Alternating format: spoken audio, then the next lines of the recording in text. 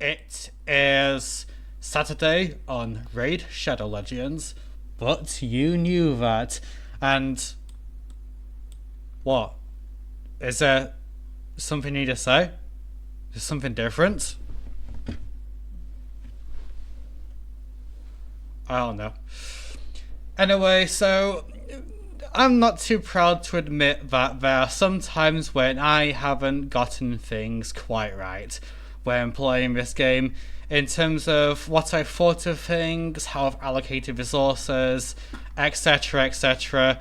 And today we're going to go over 5 times where I was incorrect or even possibly fortunate to be incorrect, and that's regarding 5 separate champions in this game that I had, well, as I said, gotten myself wrong on. So the first one is going to be Sigmund the highshield. Now, I fused this guy during his fusion event, and he seemed pretty decent at the time, except, well, this ended up being completely eclipsed by Mithril Lifebane, who does the exact same thing and also cleanses. These are kind of anti-boss effects, yet bosses don't really stack buffs, or at least they shouldn't do unless things have gone completely wrong. And this is fine, but I've just been finding it hard to fit him into a team, especially when technically this provoke can fail both times if you're really unlucky. So he's sitting in the vault. I use him only for limited content. He isn't booked. I usually just have him like a guardian set, and he is not my best use of fusion resources. Next is going to be Ruel the Huntmaster. Now, this guy came out when Hex was still very much a prototype in terms of debuffs. Because at first, Hex didn't even do the extra true damage to everyone else apart from a target who was hit. It just sat there and looked pretty. But obviously that's been changed since, but I don't know. It's kind of like hard to explain exactly why he doesn't feel very good when this does have up to a 6x attack multiplier as an AoE that also shreds defense. I think it just comes down to how this is a non-attacking skill on an attack champion, and given a 50% turn meter isn't the same as just giving him another turn. He's sitting there and doing nothing for a while. If this gave decreased speed on enemies or increased attack to himself, it'd be a bit better.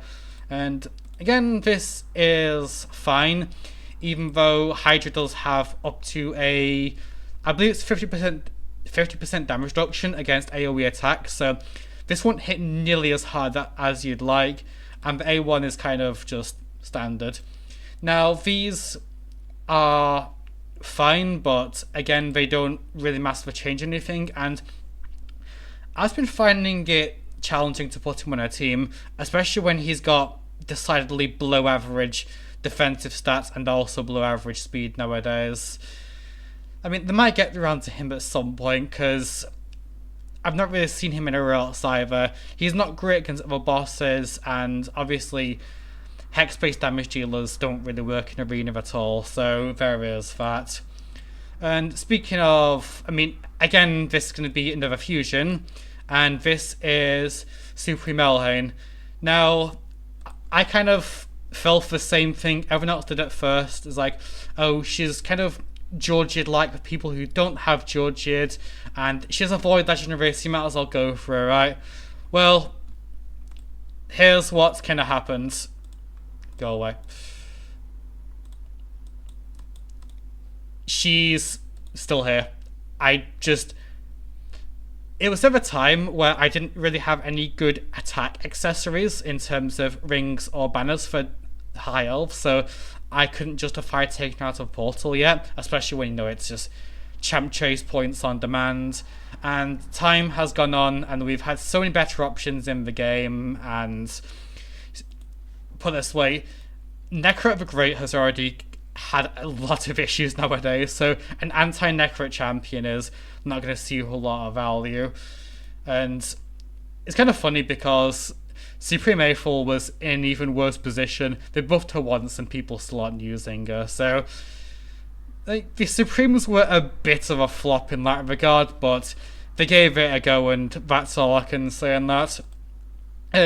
Next one is one I did go for, well, at least try to. Didn't get him, and it's Falman Mornsword. Now, I think the first issue with him is that he is a faction unity in a faction that does not have many good allies for him. Realistically, there is Cardiel in terms of giving him ally attacks, which can work with how his A1 turns into his A3 against the evil factions. You can read, I'm not going to read this all out, it'll take too long. And then there is, in terms of revive and increase attack, there isn't really anyone apart from Heim of a Mold, who is not feasibly obtainable for the vast majority of a player base, unless you have a extreme amount of fragment collection sitting around to be all broken down and hope you get something for it. Now, she is a very good champ. I will not say that she isn't, but I think a lot of people don't really like the idea of what happens if you get unlucky. You break down all your fragment boxes and then you're sitting at like 72 fragments for her and you have nothing more. What are you going to start do? Griefing fusions by just not finishing them and hoping those fragments give you something towards her. It's not the best system around, that's all I'm going to say on that one. And of course the other one is Sigmund the Nephilim, who is extremely strong in his own right. He's the hardest hitting champion in the game. He can straight just one-shot some bosses entirely. You've seen it, I've seen it. And obviously he works in like a second damage dealer for like live arena. But the rest of all of these are not really suited to PvP, which is Falman's only real area of expertise. He's not designed for bosses. And the rest don't either have very niche use in terms of counterpick or just won't be used at all. So that's how he struggles to work. His other one is that this effect actually works against him, because what happens if he tries to do this against someone with polymorph? Everyone is in polymorph. Then he tries to kill them. Oh, no. Space Marine. More like Sheep Marine, am I right? It's not funny. And yeah, so he's been very unpopular. Even with people who do have other pieces, they're choosing something else. And then the last one, instead of champions that I thought would be good and weren't good, it's going to be one that I was wrong on, you were wrong on, many of us are wrong on, and it's Nace for Shadow Thief.